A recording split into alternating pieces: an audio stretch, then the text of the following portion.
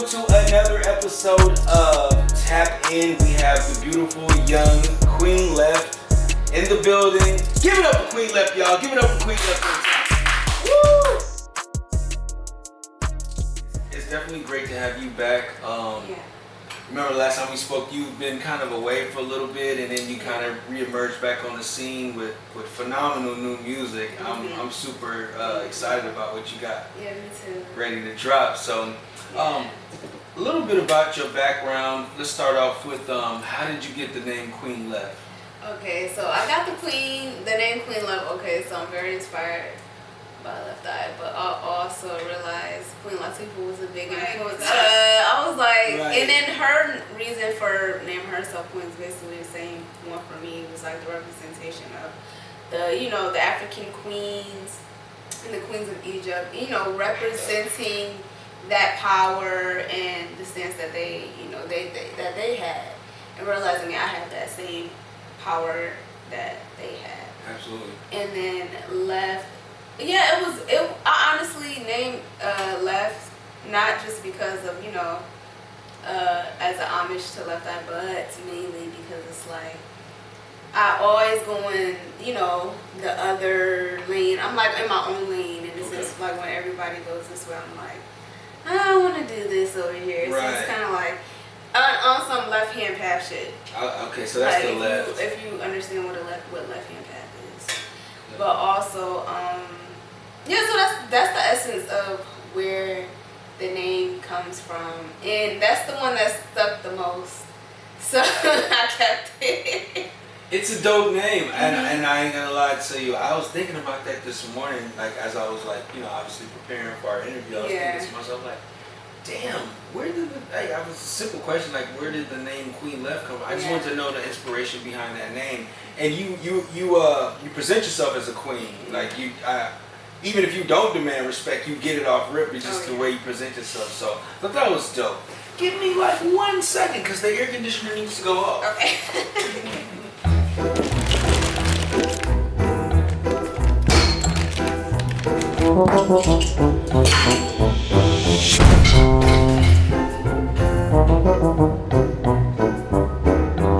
I'm left-handed, and it was this thing like way back in the old times where people who are left-handers were considered witches and stuff like that. Oh wow!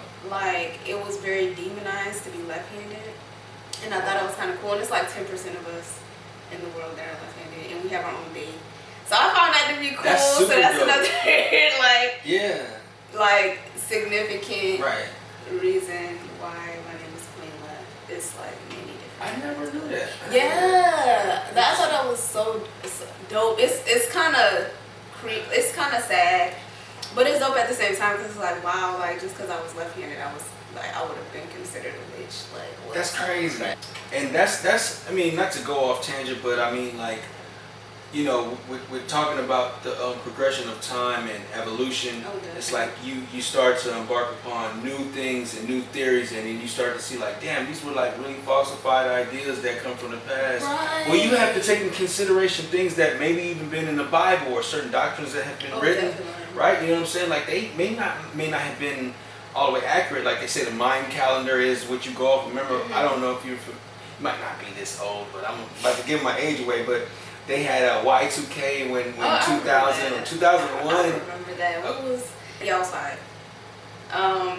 So they would be on that because that's what they heard. So I would hear it from them, like, oh my gosh, it's supposed to be 2000. The world's gonna end. Yeah, it was, and nothing happened. So I was just like, okay. Yeah, nothing happened. That was the craziest. I was like waiting, like, damn, we about to blow up.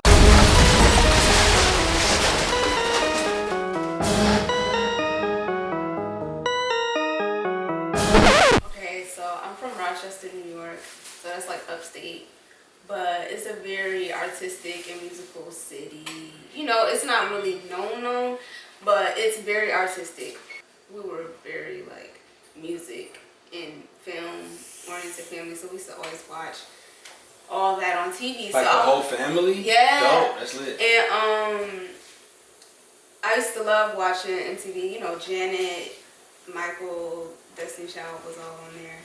And I used to be so fascinated, TLC, I used to be so fascinated. And I was like, oh my gosh, I want to In the neighborhood, we would come up with, you know, dance, like, groups and stuff like that. Okay. So we had created that when we were younger. We would just do stuff like that. And then I was a part of, you know, in the church we had a dance team. But then when I seen TLC and I rediscovered them, I was like, I would really want to do this because I love the messages they brought in their music and how it would blend that with the hot, but it was like they had messages and stuff like Right. that. That's dope, but I didn't really know what I wanted to do for sure. Right. But that really like helped move me into the direction of wanting to be an artist. Right. But I would also write these songs and stuff like that, and we would do that, and then we would perform in front of our family. And when my mom would have these little parties, we would perform in front of That's super cool. So your mom would throw a party, yeah, like, and people in the neighborhood would come through, and you guys would everybody would be there, That's just dope. in the living room, just looking. That's super dope. And I was always the one, like, the leader, where it was like, yeah, we're gonna do this, that. I was always like the one where it's like, no, we're gonna do this, that. I recorded like 3 songs in the studio when I was younger, and then I met Charles through this girl. And Charles is your manager, yeah, correct? Okay. Through this girl, this was like years ago. Left Eye was a big influence because of the type of music she did. Right. I was like, and Tupac. I was like, I want to do Right, that is a huge influence of yours, yeah. and we want to get into that a little bit later because that was something that threw me for a left, no pun intended. But yeah, I remember we had spoken previously about your influences, and you had mentioned Tupac. We connected really deep on that because that was one of my major influences. Right. And do you feel like that's part of who you are? Like you have a mission and you know what it is, you know what your calling is? Oh yeah, definitely. Right. I feel like I can do it in different ways in the same way he felt like he could. Gotcha.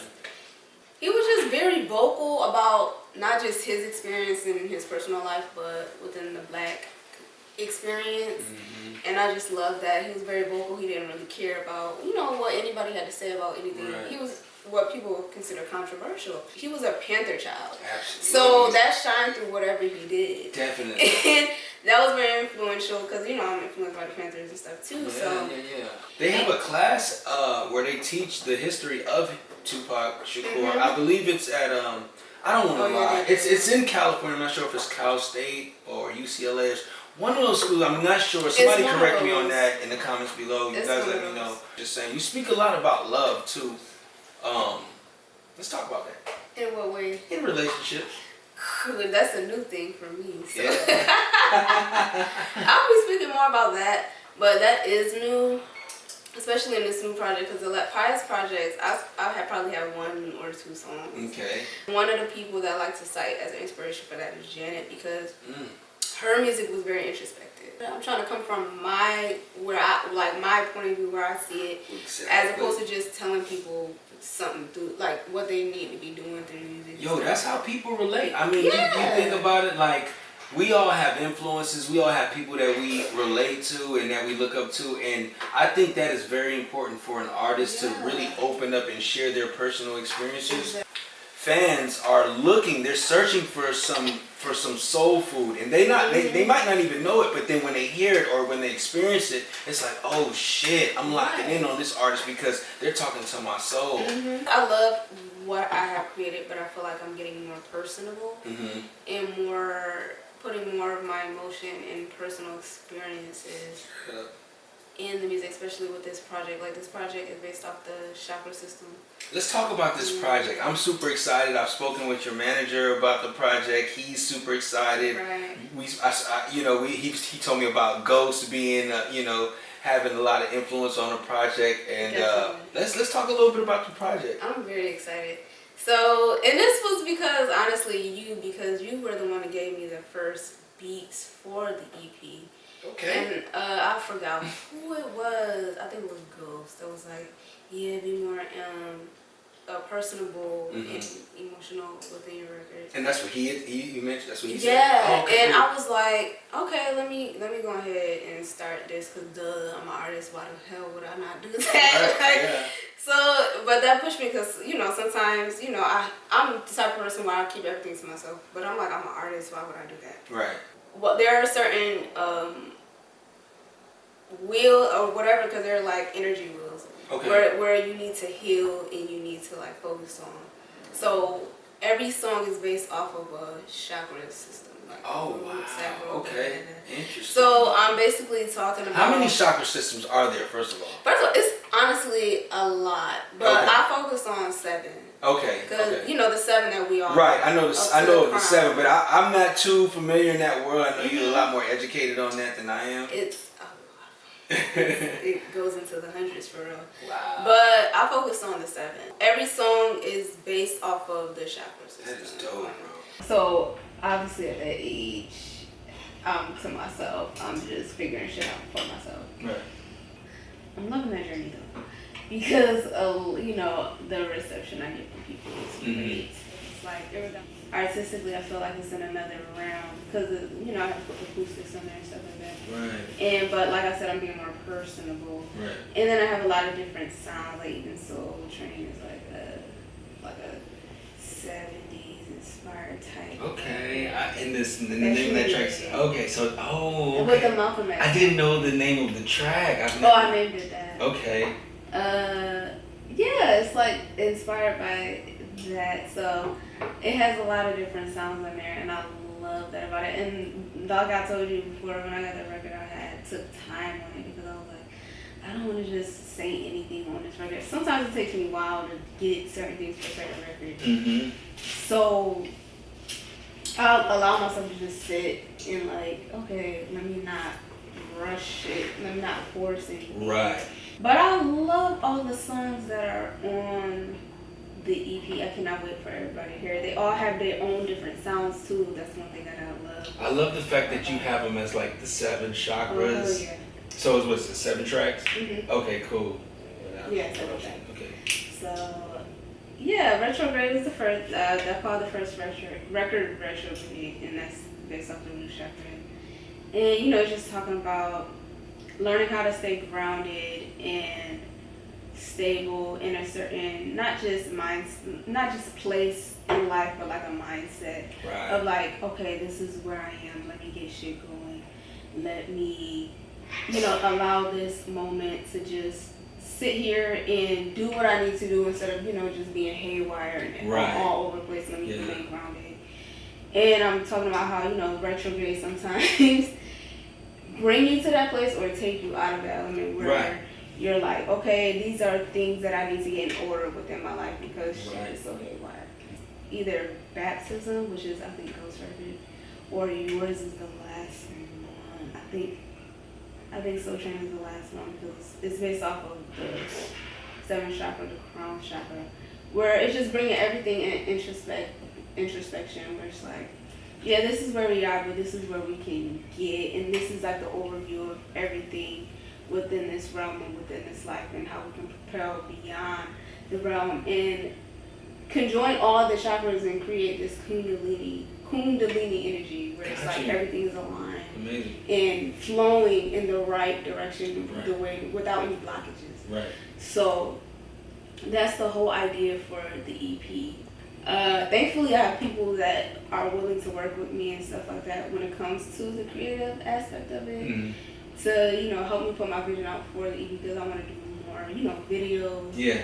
And, you know, photos and different things to push the EP and just show the creativity behind the project. Much more than just, you know, just the songs. And, you know, put all that behind the songs, you know, the songs.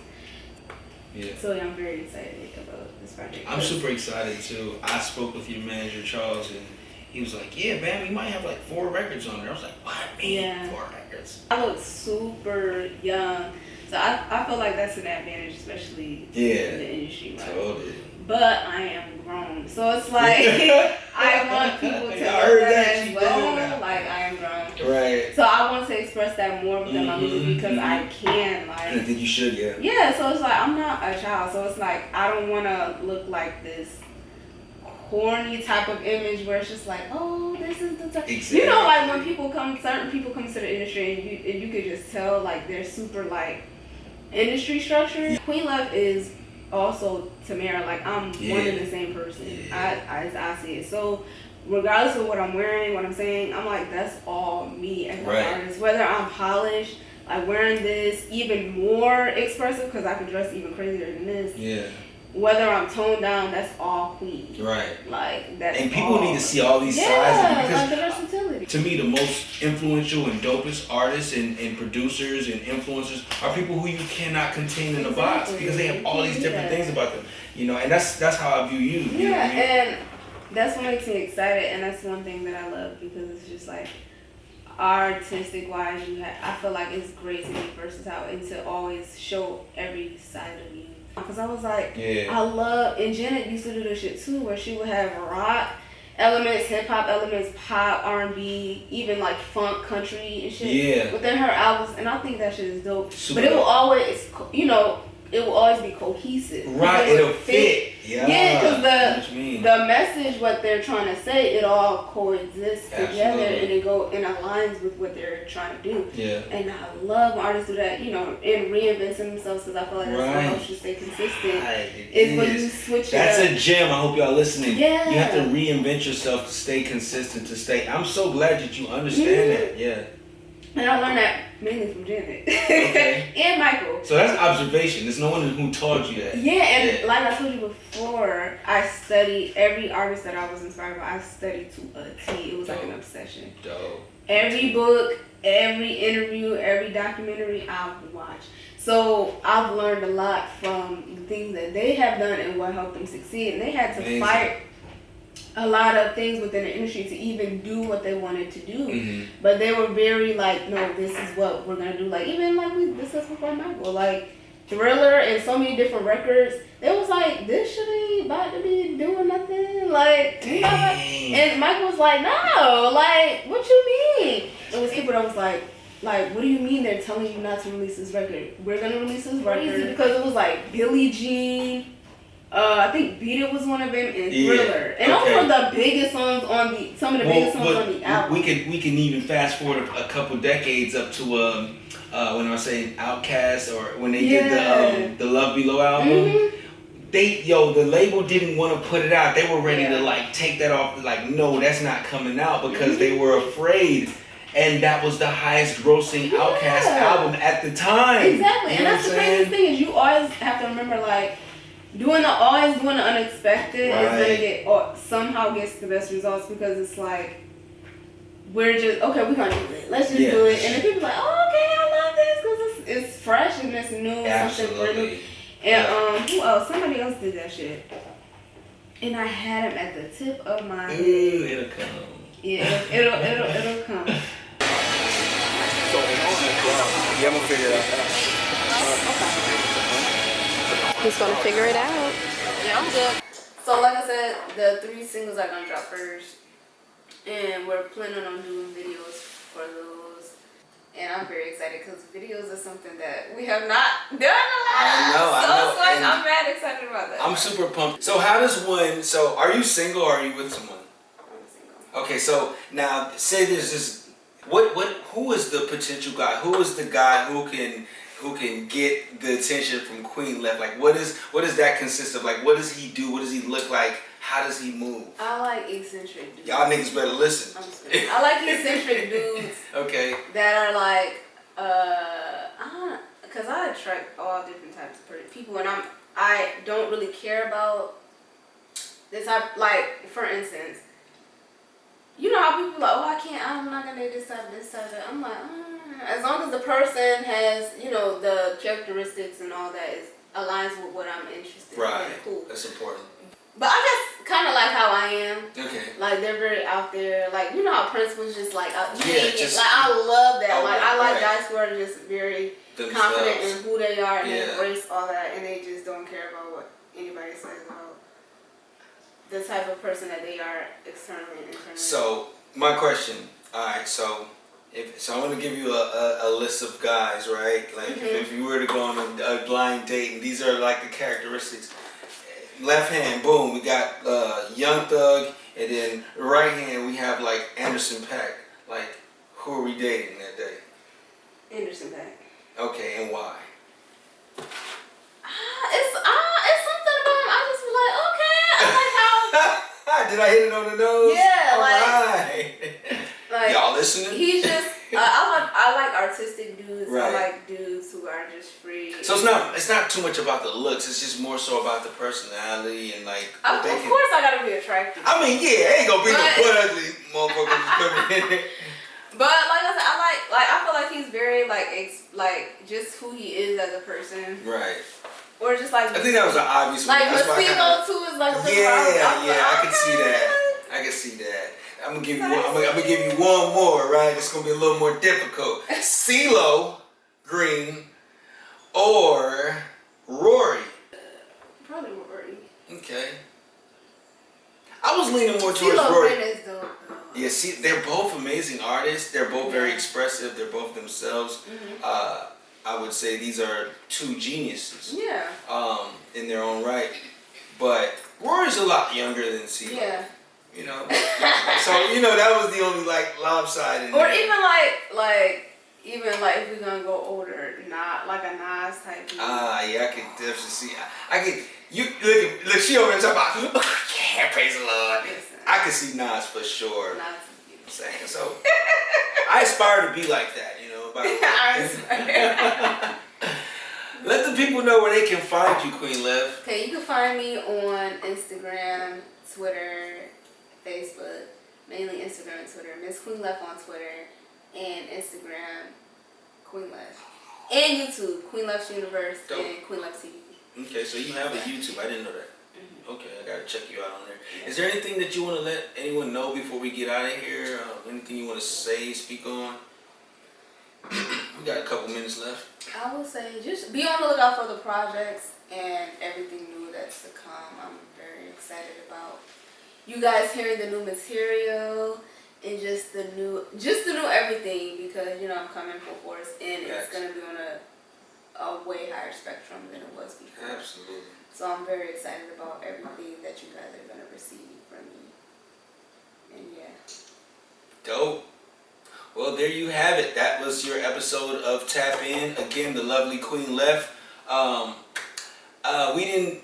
It sucked that we had to have a hard drive crash the last time, but we were able to cover a lot of ground this time, right? Yeah, we were. Cool. Sweet. So we look forward to kicking it with you again, and definitely looking forward to hearing the project and getting it out to you guys. I want you guys to stay tuned. Tap into our Instagram, tap into our YouTube page, and stay tuned.